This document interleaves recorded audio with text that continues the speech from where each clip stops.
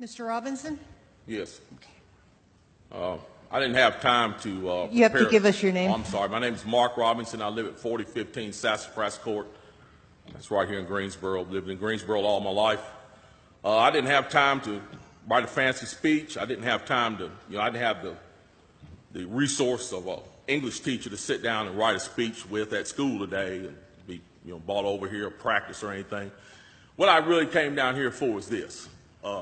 I've heard a whole lot of people in here talking tonight about this group and that group, and domestic violence and blacks, these minorities and that minority. What I want to know is, when are you all going to start standing up for the majority? And here's who the majority is. I'm the majority.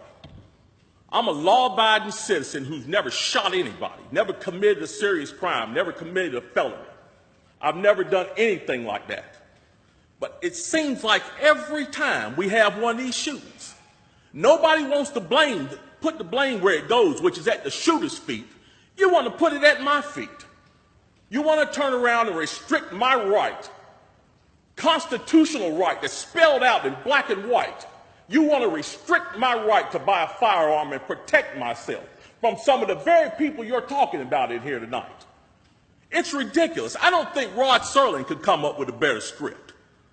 It does not make any sense. The law-abiding citizens of this community and many communities around this country, we're the first ones taxed and the last ones considered and the first ones punished when things like this happens, because our rights are the ones that are being taken away. That's the reason why I came down here today. Gun show or no gun show, NRA or no NRA. I'm here to stand up for the law-abiding citizens of this community, because I'm going to tell you that what's going to happen. You can take the guns away from us all you want to. You all write a law, I follow the law, I'll bring my guns down here, I'll turn them in. But here's what's going to happen. The Crips and the Bloods on the other side of town, they're not going to turn their guns in. They're going to hold on to them. And what's going to happen when you have to send the police down there to go take them? The police can barely enforce the law as it is. As what I see, we demonize the police, criminalize and vilify the police, and we make the criminals into victims. And we're talking about restricting guns? How are you going to do that? How are you going to do that when the police department's already hamstrung?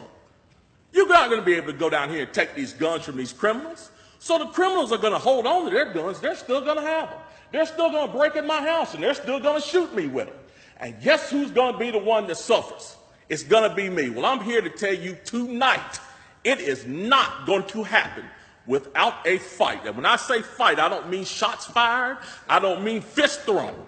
I mean I'm going to come down here to this city council and raise hell just like these loonies from the left do until you listen to the majority of the people in this city. And I am the majority. The majority of the people in this city are law-abiding, and they follow the law, and they want their constitutional right to be able to bear arms. They want to be able to go to the gun show and buy a hunting rifle or a sport rifle. There are no military-grade weapons sold at the gun show. An AR-15 is not a military-grade weapon. Anybody that would go into combat with an AR-15 is a fool. It's a semi-automatic .22 rifle. You'd be killed in 15 minutes in combat with that thing. So we need to dispel all these myths, and we need to drop all this division that we got going on here.